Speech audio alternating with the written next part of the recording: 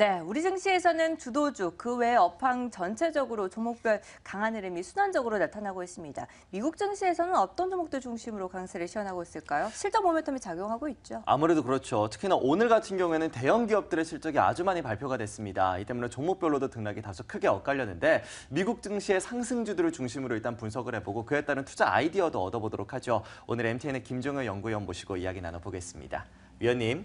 네, 오늘 글로벌 이슈가 특별한 게 없어서 미국 종목을 바탕으로 몇 가지 투자 아이디어를 점검해 보도록 하겠습니다.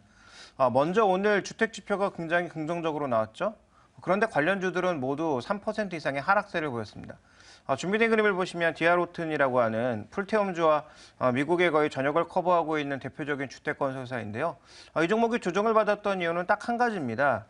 이익률이 떨어지고 있다는 이유 때문에 빠진 겁니다. 그래서 지표의 전반적인 개선에도 불구하고 이익률이라고 하는 잣대를 들이대고 있는 것은 이 종목의 주가가 그동안 좀 많이 올랐기 때문에 상당히 좀 엄격한 기준을 들이댈 가능성이 있고요. 그 엄격한 기준에 따라서 주가의 변동성이 확대될 수밖에 없다는 것을 가장 먼저 염두에 두고 가셔야 될 것 같고요. 그 다음 우리가 아이디어 얻어볼 수 있는 것은 ASML 홀딩스입니다. 대표적으로 반도체 노광 장비, 즉 포토마스크를 빛으로 이제 이 실리콘에 그대로 입력하는 이 노광 장비를 만드는 ASML이라고 하는 회사인데요. 반도체 설비 투자가 확대되면서 이 종목에 대한 실적 기대감은 굉장히 높거든요. 그래서 최근에 며칠간 조정을 받아서 이 추세 이탈 아니냐라고 생각했었는데 하루 만에 추세를 되돌리는 모습을 보여주고 있다는 거죠.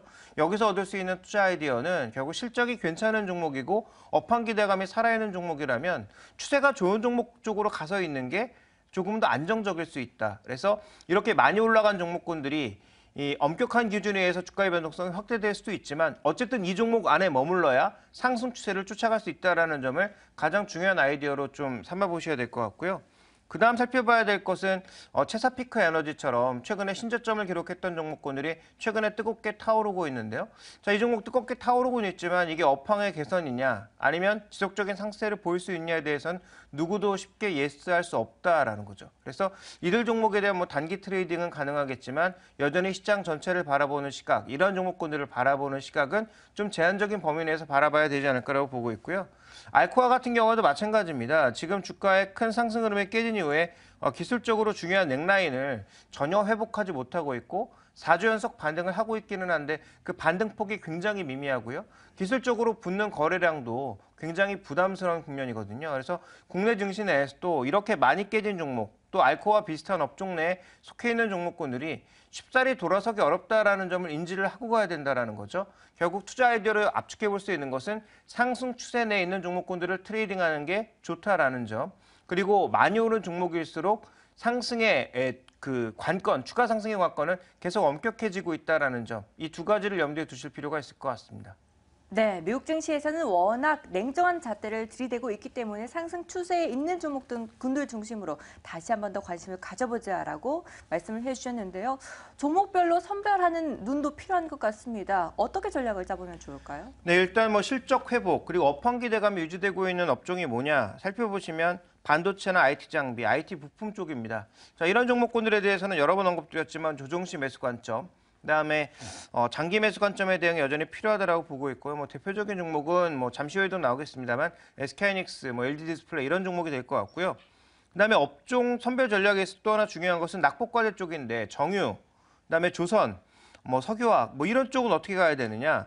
단기 트레이딩 쪽으로 가야 된다라는 거죠. 이들 업종이 지금 가격을 얼마만큼 회복했느냐. 그러니까 가격 메리트가 사라졌느냐가 핵심인 것 같습니다. 지금은 가격 메리트 때문에 아주 조그만 호지에도 가파르게 올라오고 있는데요. 가격 메리트를 상실하게 되면 아마 그 부분부터는 상탄력이 눈에 띄게 둔화되면서 수급이 좀 엇갈릴 수 있기 때문에 그 부분을 주목해 보실 필요가 있을 것 같고요.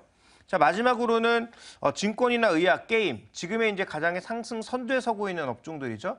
이 업종들은 핵심이 뭐냐면 호재를 전부 노출해 버렸을 때 과연 시장이 어떻게 반응할 거냐. 즉 실적 피크를 지나는 구간이 아니냐라는 부분이 가장 주목해 볼 만한 포인트라고 판단하고 있습니다. 그래서 이들 종목에 대해서는 아무래도 우리가 미리 팔 필요는 없겠지만 고점 신호가 발생한다든지 고점에서 변동성이 크게 증가하는 모습을 보인다면 그때는 더 사기보단 오히려 비중을 조금씩 줄여나가면서 시장에 이 밸런스를 좀 맞춰가는 전략이 필요하지 않을까 이렇게 판단하고 있습니다.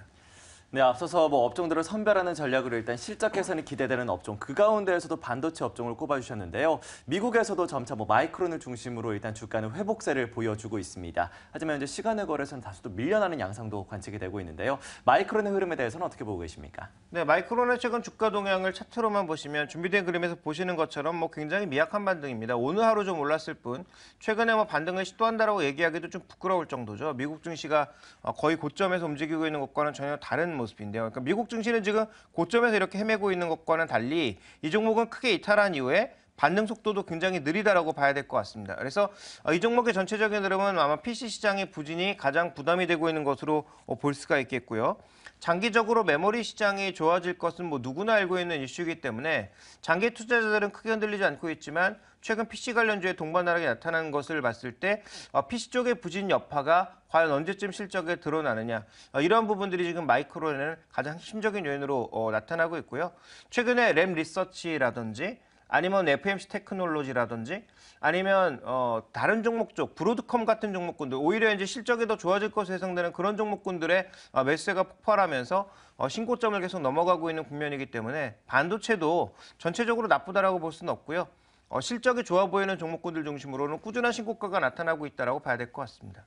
네, 업황의 실적 모멘텀은 여전히 시장에 긍정적인 재료로 작용하고 있습니다. 반면에 PC 부진이 마이크론의 발목을 잡고 있는 상태인데 오늘 장 시작과 동시에 실적 발표가 예정되어 있는 우리 SK하이닉스는 어떻게 평가하시나요? 네, 일단 전체적으로 놓고 봤을 때 한국의 지금 반도체 수급이 나쁘지 않다라는 거죠. 준비된 그림을 보시면 지금 재고가 계속 줄어들고 있습니다. 이게 SK하이닉스의 화재 때문에 나타난 현상이기도 하고 전체적으로 이제 반도체 D램 메모리 쪽 메이저가 이제 3개밖에 없기 때문에 이쪽이 이제 물량을 조절하면서 나타나고 있는 현상이라고 봐야 될 것 같은데요.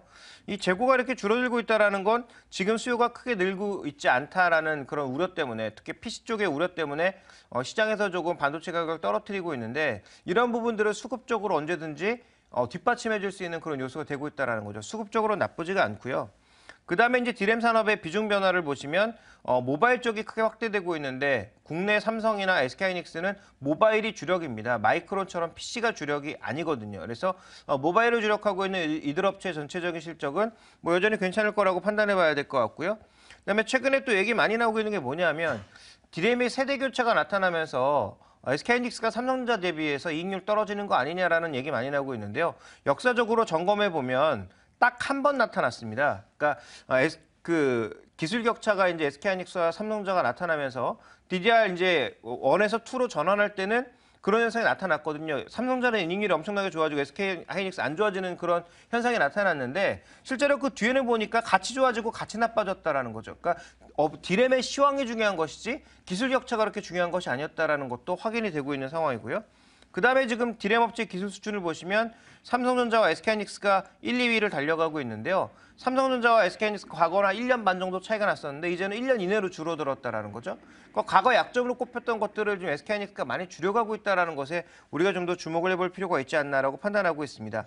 그렇게 본다면 현재 지금 실적 전망도 올해 나쁘지 않다라는 점에서 SK하이닉스에 대해서는 여전히 장기 매수 의견을 유지하고 있습니다.